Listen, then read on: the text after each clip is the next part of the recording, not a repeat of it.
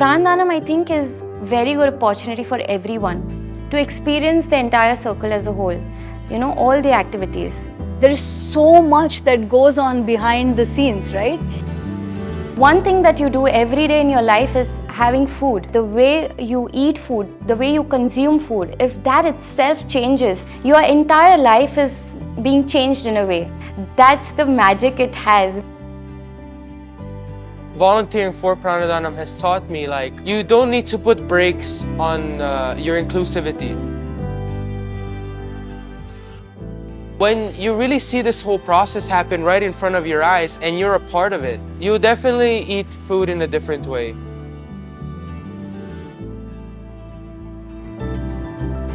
It's not easy every day. Your mind will play with you. Your mind will ask you questions that you may not have answers to. But experientially, you will have an answer to it. I just see the world in a much different way now. You have to go through this experientially to really see what it's about.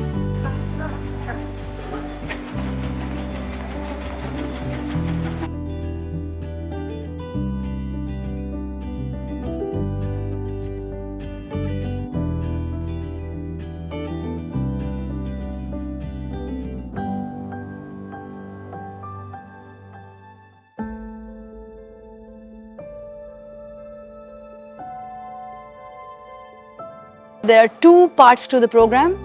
The first part is where you come to Bhiksha Hall, which is where food is served. You help set up, you help serve, and then you help wind up.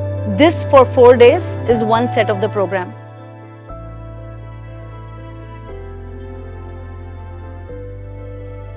This whole setup experience was my first time ever. Everything was done in such a way where it was like Sadhguru had put his whole being into it, just the seating plan and just how the mat should be and how the plate should be. We are all engaged in some activity, either putting the plates or, lining up the tumblers, something or the other. And then suddenly the time ticks and it's time for the doors to open. Everyone just stops whatever they're doing and welcomes whoever is coming in with their hands joined with a namaskaram. It's such a beautiful moment when people come in and the first thing they do is they bow their head and they walk in with namaskar.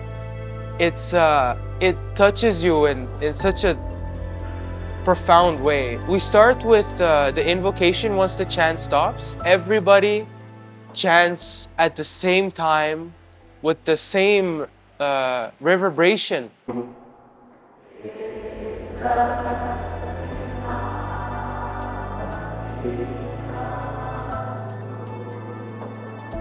And it's something to be heard, it's something to be seen, it's very powerful and it's very wonderful.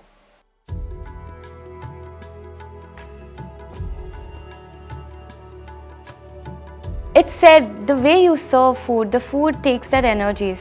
So if you're serving in a stressful situation, for example, the stress is you passing on the stress into the food and someone is consuming that food.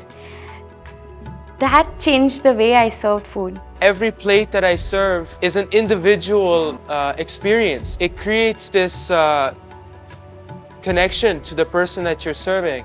Everything is meticulous. So there is one activity and you do it hundreds of times. And doing something hundreds of times, you could see that as boredom, but it could also become extremely therapeutic and almost meditative, right? When you're just truly throwing yourself into an activity without resistances, something happens. So I was like, is this my sadhana working? Is this the food I've been eating for 3 days? Because this is not how I know me. I do get tired. Where is this extra energy coming from? A lot of limitation, a lot of resistance were broken in the process of Prana Danam. The things that I thought I can't do or I would never like doing, I was enjoying the activity so much.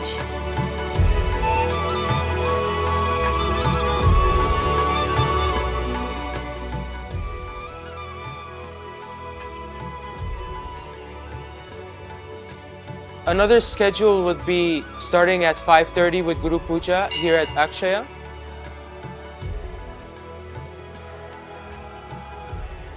Akshaya is the place where the food gets prepared. Cutting vegetables, standing for 2 hours is not easy at all.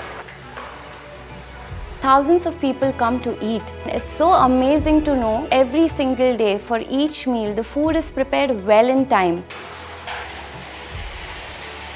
And it's not like they've prepared and kept it in store. For each meal it's freshly cooked. It's really amazing to see what kind of efforts they are taking to make this happen really.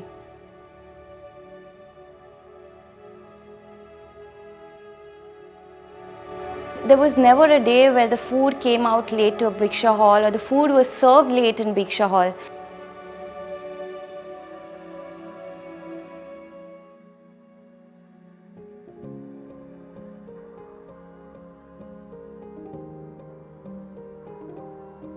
Prana Danam is not something that's 10 days long. Prana Danam is just offering of life, and that can be done for the rest of your life. You can walk around as an offering to everything around you, inanimate or animate. It's just so overwhelming to see people thank you for the food you served to them.